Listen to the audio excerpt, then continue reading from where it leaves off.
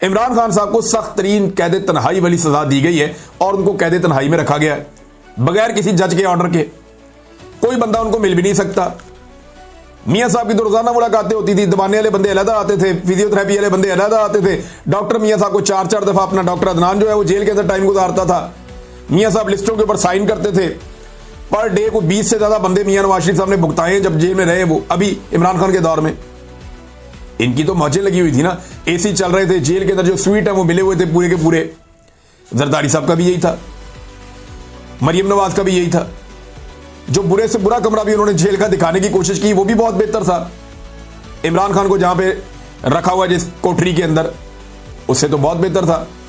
लिहाजा ये इन सबको ये पता है कि जैसी जेल इमरान खान ने काटी है आज के बाद वैसी जेलें काटनी पड़ेगी।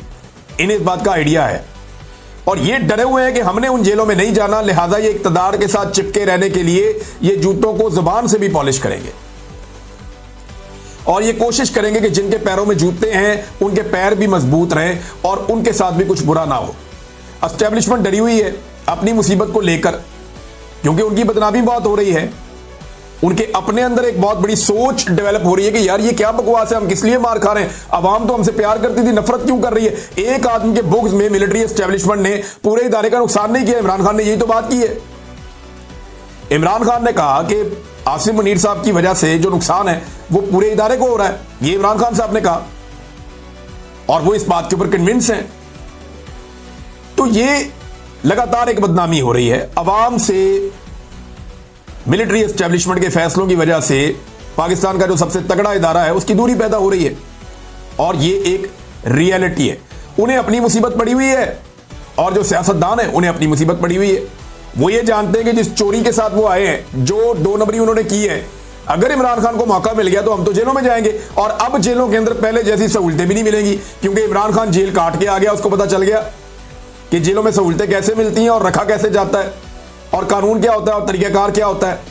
अब पहले वाली मौजें भी नहीं होनी। तो ये सारे डरे हुए हैं और इनका डर इन्हें मजबूर कर रहा है कि ये एक दूसरे के जूते पॉलिश करें और एक दूसरे को सपोर्ट देते रहें। लेकिन ये एक दूसरे को सपोर्ट देने वाले लोग जो है ये चंद दर्जन है, थोड़े से लोग हैं, ज्यादा नहीं है। जिस दिन अवाम खड़ी हो गई उनकी आबादी 25 करोड़ से ज्यादा है। जिस दिन पाकिस्तानी खड़े हो गए, अवाम खड़ी हो गई, उस दिन ये आपको चंद दर्जन लोग नजर भी नहीं आएंगे। ये बेचारे फ्लाइटें ढूंढते फिरेंगे, कोई उधर भागेगा, कोई उधर भागेगा, कोई उधर भागेगा। ये आपको दिखाई भी नहीं देंगे। आप इन्हें ढूंढेंगे, आपको पता चलेगा ये गए किधर। हसीना वाजिद वाला सीन याद है ना आपको, जो बांग्लादेश में हुआ, पाकसे खानदान के साथ श्रीलंका में क्या हुआ। तो ये बड़े बड़े जो माफिया खानदान है इनके साथ पाकिस्तान में ये ना हो जाए, इस वजह से ये डरते हैं। और अवाम का ये हक है कि वो पुरअमन तरीके से अपना एहतजाज करें। और देखें पूरी दुनिया के अंदर इनकलाब आते हैं। अब पाकिस्तानी उठ गए और उन्होंने ये फैसला कर लिया कि हमने इनको सीधा करना है तो पाकिस्तानी इनको सीधा कर लेंगे। ये पूरी दुनिया के अंदर डिक्टेटर्स के साथ यही होता है और अल्टीमेटली पाकिस्तान के अंदर भी अवामी एहतजाज या अवामी तहरीक के नतीजे में ही चीजें ठीक हो सकती हैं।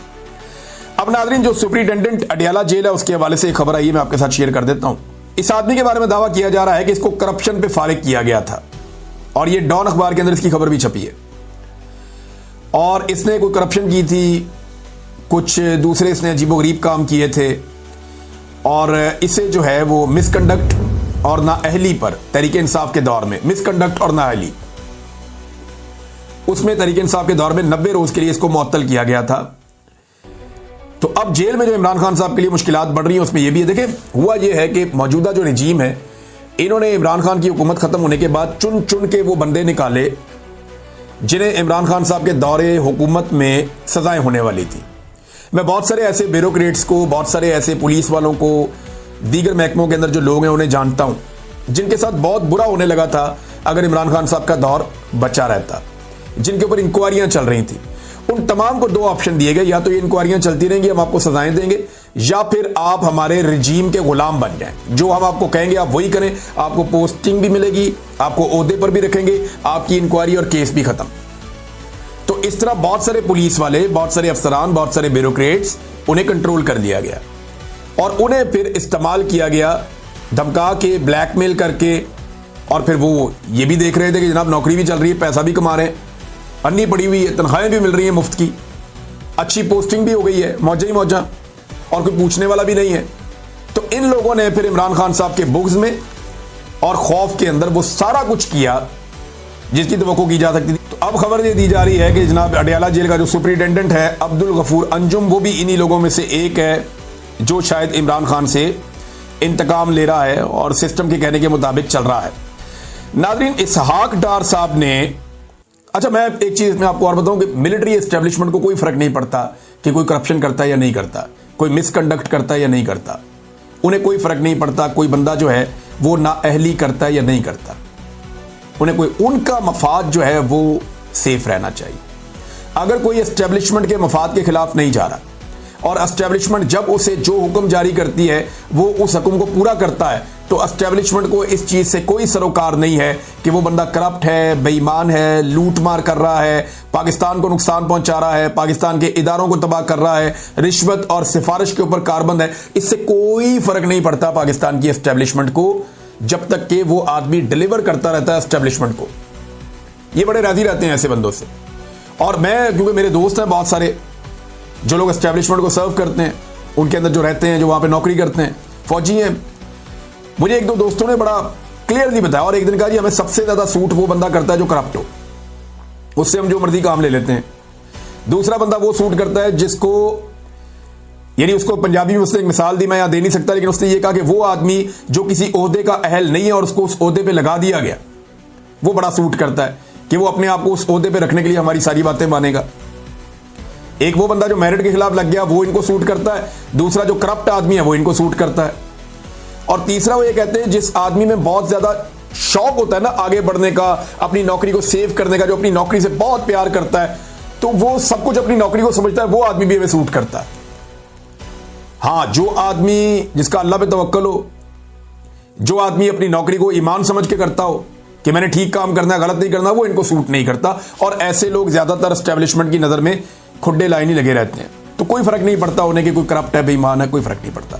डार साहब ने नाज़रीन अपने बयान के ऊपर एक तौजीह पेश की है, यानी ये बताने की कोशिश की कि जनाब अपने बयान को मैं जवाब दे रहा हूं। डार साहब कहते हैं मेरे गुज़िश्ता रोज Atlantic Council think tank Washington में इमरान खान के केस के बारे में सवाल के जवाब में डॉक्टर आफिया के केस के हवाले को सियाको सबाक से हट कर लिया जा रहा है। यह सियाको सबाक जो लफ्ज है ना, एक तो ये पाकिस्तान के गिट्टे गोडों में बैठ गया। जब भी किसी बंदे का कोई बयान निकालो और निकाल कर लगाओ ना, वो कहता है सियाको सबाक। किसी स्कॉलर का बयान उठाए, उठा के आप लगाएं सियाको सबाक। किसी मौलवी का बयान उठाए, उसके ऊपर आप जवाब दें सियाको सबाक। भाई ताड़ी 6-6 घंटे दी तकरीरा चुक के लाइए उन, ऐसे तो नहीं हो सकता जी। सियाको सबाक से हट के वो सवाल भी पूरा सुन ले, वो जवाब भी पूरा सुन ले, सियाको सबाक किधर से आ गया। सादा सवाल उसने किया था कि पाकिस्तान में इमरान खान को विक्टिमाइज किया जा रहा है और जो ड्यू प्रोसेस ऑफ लॉ है उसको फॉलो नहीं किया जा रहा, और इमरान खान की पाकिस्तान में और पाकिस्तान के बाहर बहुत फॉलोइंग है। तो जवाब इन्होंने दिया जनाब, जैसे आफिया सिद्दीकी को अमेरिका में सजा हुई है, ऐसे इमरान खान को पाकिस्तान में दुरुस्त सजा हुई है। जस्टिफाई कर दिया डार साहब ने। ये डार साहब आपने किया है। अब ये कोई, आप सोशल मीडिया के दौर में डार साहब, ये कोई 80 की 90 की दहाई नहीं है जहां आप लोगों को बेवकूफ बना लेंगे कि अमेरिका में जाके कोई और स्टेटमेंट दे दिया और पाकिस्तान में आके कोई और स्टेटमेंट दे दिया, उधर उनको भी बेवकूफ बना लिया, इधर इनको भी बेवकूफ बना लिया। ये लोग अब रोटी को चोची नहीं कहते, ये हर चीज जान गए हैं।